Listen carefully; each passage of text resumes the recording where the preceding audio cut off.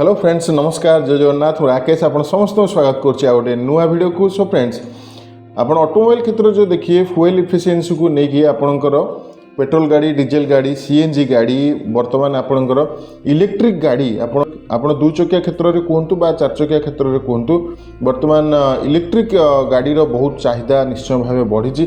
से भर आम जो देखा आमर टू व्हीलर क्षेत्र में आपणकर मोटरसाइकेल अपेक्षा टू व्हीलर क्षेत्र में आपणकर इलेक्ट्रिक स्कूटर अधिका चलुची। सो कंपटीशन आम जो देखा आपणकर ओला कथा कहतु टीवीएस iQube कथा कहतु आपणकर एथर कथा कहतु एमती बहुत सारा आपणकर अन्य ब्रांड रही से लाइन में आपणकर बजाज चेतक आसूची। सो बजाज चेतक आप जो देखिए बहुत लास्ट रे आपणकर एंट्री कला किंतु वर्तमान आम जो देखा ये टॉप 3 पोजिशन अच्छे इलेक्ट्रिक स्कूटर सेगमेंट रे कहीं एम टाइम टू टाइम जो चेंजेस आणुचंती गाड़ी रे एवं पैसार जो कम प्राइस भितर जहाँ सब फीचर ऑफर कर हिसाब से वर्तमान मार्केट नहीं गला गाड़ी किंतु छोट बड़ किसी ना कि प्रोब्लेम निश्चय बाहर।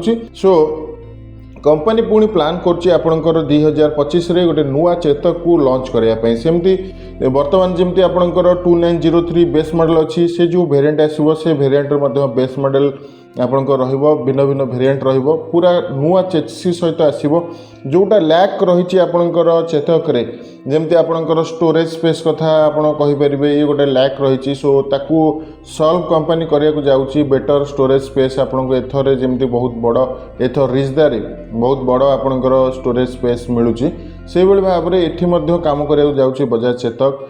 सो 2025 रे एटा कौ मसरे लॉन्च हम सेमती किसी डिक्लेयर होनी किंतु 2025 मसीहा सुधा आपंकर ये गोटे नुआ मॉडल आसको जाऊँगी।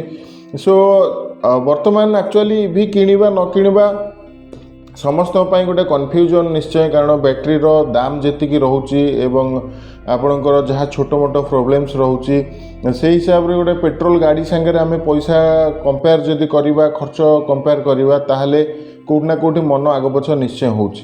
सो जो मैंने ऑलरेडी इवी किणी सारे से मैंने किए फायदार अच्छा किए लॉस अच्छा ओलार मैक्सिमम स्कूटर सब वर्तमान बहुत प्रोब्लेम आसो जोटा कि सॉल्यूशन हो पारुनी कस्टमर मैंने रागी गाड़ी भांगी दौरान जाली दौरान शोरूम रे पाटितुंड भलमंद ये सब जिन चलुची। सो जेहेतु चेतक बर्तमान गोटे पॉपुलैरिटी रे चलची टॉप 3 रे बर्तमान चली। सो 2025 रे आर गोटे नुआ मॉडल आसिया को जाउची बहुत सारा चेंजेस आपणकर नुआ चेसी नुआ आपणकर बैटेरी पैक एवं गाड़ी वेट को मध्य कंपनी कम करिया को जाउची पैसा मध्य कम करिया पई जाउची। सो आगामी दिन रे गोटे भल ऑप्शन आम मन पई निश्चय आसिया को जाउची। सो फ्रेंड्स ये थिला गोटे लेटेस्ट इनफॉरमेशन जहाँ आप सहित मुझे शेयर कली आपको मतामत कौन ये स्कूटर को लेकिन आप निश्चय कमेंट रे जनइबे एवं नुआ कर चैनल विजिट करते दयाकर चैनल सब्सक्राइब करने। सो फ्रेंड्स आज वीडियो को ये रखा रही जय जगन्नाथ।